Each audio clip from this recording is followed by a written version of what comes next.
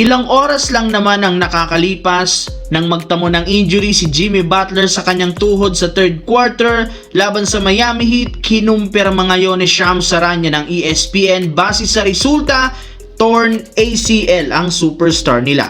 Sa madaling salita, kakailanganin ni Jimmy Butler sumailalim sa isang operasyon. Pero kasabay ng tuluyan yan, magiging out for the season na nga siya. Sa madaling salita, hindi na siya makakapaglaro pa ngayong season, which is napakalaking dagok sa kanilang koponan.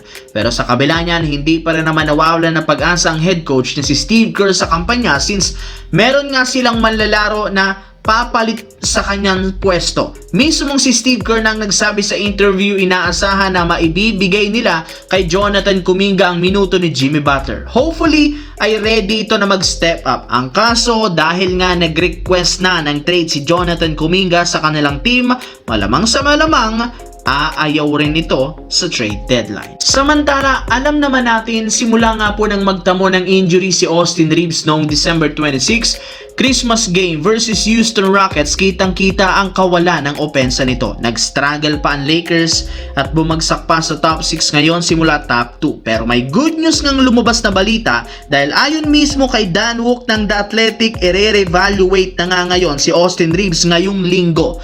Meaning, makakabalik na ito sa Lakers kung walang mangyayaring setback. Basically, ayon sa source, posibleng makabalik siya sa susunod na linggo.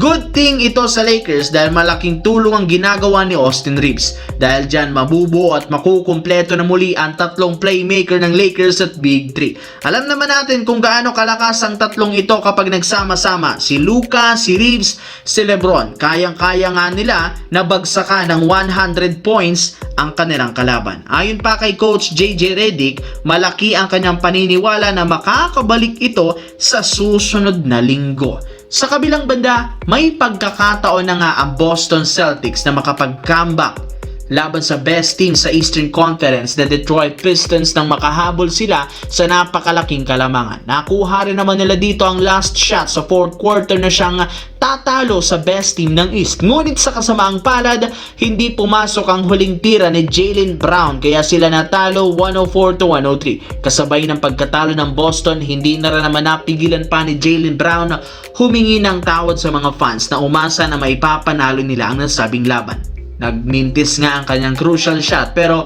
sisikapin na makabawi ang team sa mga susunod na laban at sisiguraduhing makakakuha sila ng maraming panalo. Maging si Brown sobrang nanghinayang sa nangyaring ito, gayong alam niya na may pagkakataon na nga sana silang manalo at ma-upset ang number 1 team sa Eastern Conference na Detroit Pistons at nasayang niya nga ito ngayong araw.